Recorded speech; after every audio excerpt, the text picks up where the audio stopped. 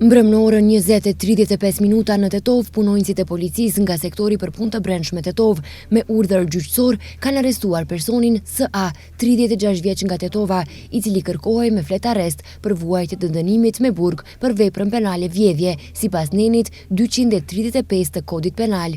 Ai është dërguar në institucionin ndëshkues përmirësues burgu i Tetovës për vuajtjen e dënimit. Dje në orën 10 në rrugën rajonale Tetov, fshati Vollkovi, afër fshatit Radiovc, rrethi Tetovës, punonjësit e policisë nga njësia e policisë Zherovian kanë privuar nga liria personat RA, 41 vjeç dhe XA, 66 vjeç, të dy nga fshati Zherovian, për shkak të ekzistimit të dyshimit se kanë kryer veprën penale gjyqëtie paligjshme. Me këtë rast, te RA është gjetur dhe konfiskuar një pushk gjyqëtie Baikal 12 mm me 2 fishek të vendosur në një rip me 15 fishek, ndërsa nga XA janë konfiskuar leja e armës, legjitimacioni i shoqatës së gjyqtarëve dhe sende të tjera. Ata janë mbajtur në stacionin policor dhe pas dokumentimit të rastit, ndaj tyre do të vijojë kallëzimi përkatës sipas nenit 396 dhe nenit 288 të kodit penal. Sot në orën 3:30 në rrugën Tetov-Gostivar, tek pika e pagesës në Gostivar, punonjësit e policisë nga Departamenti për Punë të Brendshme Gostivar kanë privuar nga liria personin AR, 62 vjeç nga Tetova. Gjatë kontrollit në trafikun rrugor, punonjësit e policisë kanë ndaluar automjetin e udhëtarëve Opel me targa të Tetovës, të cilin ai e drejtonte.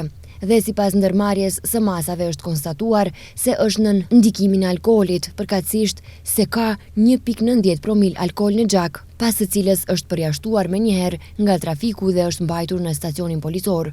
Pas dokumentimit të plotë të ngjarjes, ndaj tij do të ngrihet kallëzim sipas nenit 297 A të kodit penal, drejtimi i pakujdesshëm i mjetit motorik. Dje në orën 12:15 në rrugën Iliria në Tetov, punonjësit e policisë nga stacioni policor për siguri në trafikun rrugor Tetov kanë arrestuar personin AG, 18 vjeç nga fshati Bogovin e Tetovës, sepse është sjellë në mënyrë agresive ndaj tyre, derisa ata po kryenin veprime zyrtare. Pas dokumentimit të plotë të rastit, do të vijojë kallëzimi përkatës. Gjatë ditës së djeshme, në zonën e sektorit për punë të brendshme Tetov është kryer kontroll i automjeteve dhe shoferëve.